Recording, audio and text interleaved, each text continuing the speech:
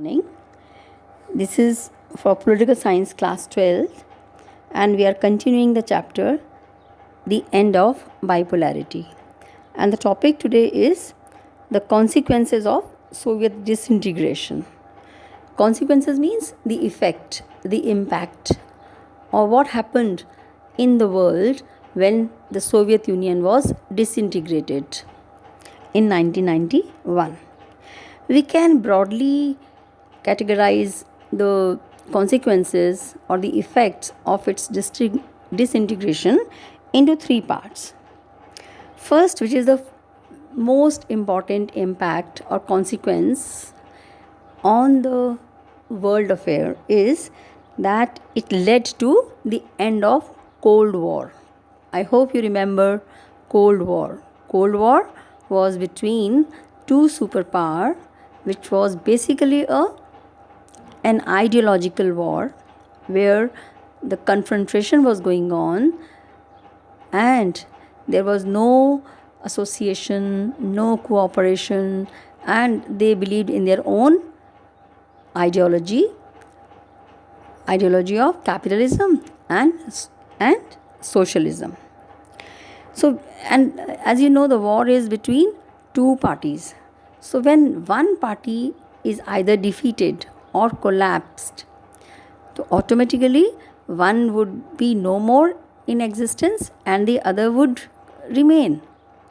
So there was, now when no opposition party is there, no opponent is there, so there would be no clash, no confrontation. So then it led to the war. What kind of war? The Cold War.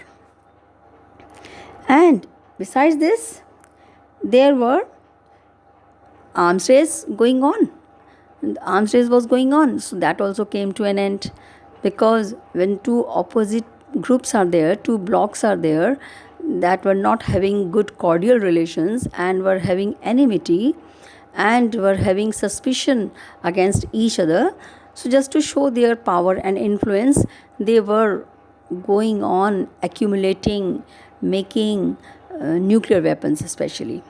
So when there is no such fear of any opponent group, so that led to the end of arms race also, or which is also known as disarmament.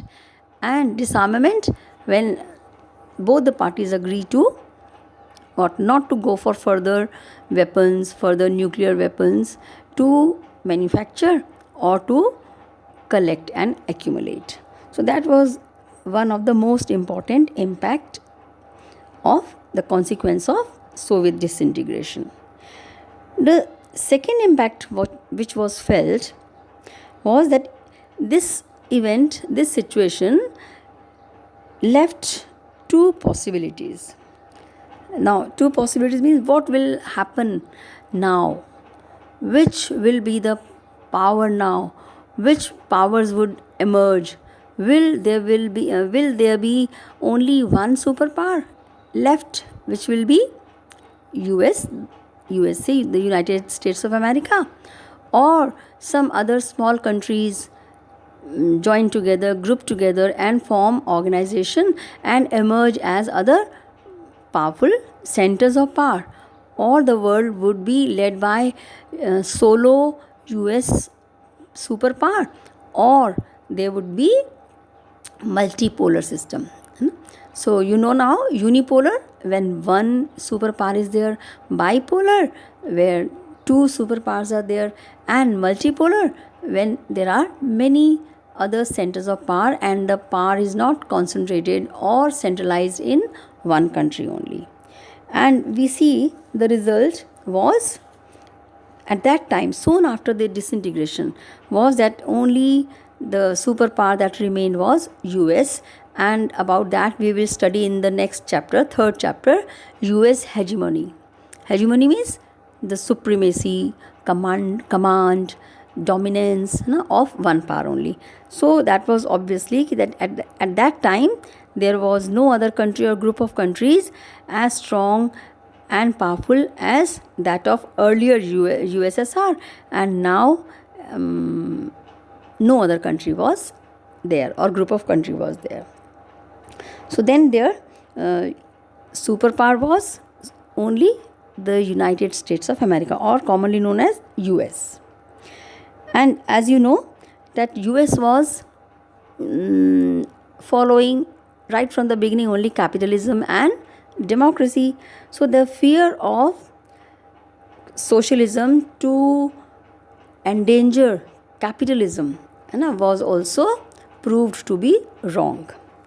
Another another thing that occurred was that some international economic institutions like IMF, International Monetary Fund, and World Trade Organization and World Bank, they became very important economic institutions as they were providing funds for the newly independent countries that came out of the control of USSR. Now they were existing as independent sovereign countries, and to restructure their economy or to set and develop themselves, money was required, and that money was provided by these economic institutions, mainly the World Bank and the IMF, International Monetary Fund, and World Bank. Right.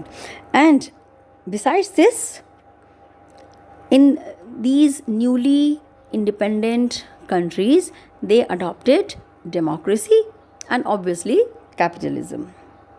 Okay, and democracy was the base for their political life.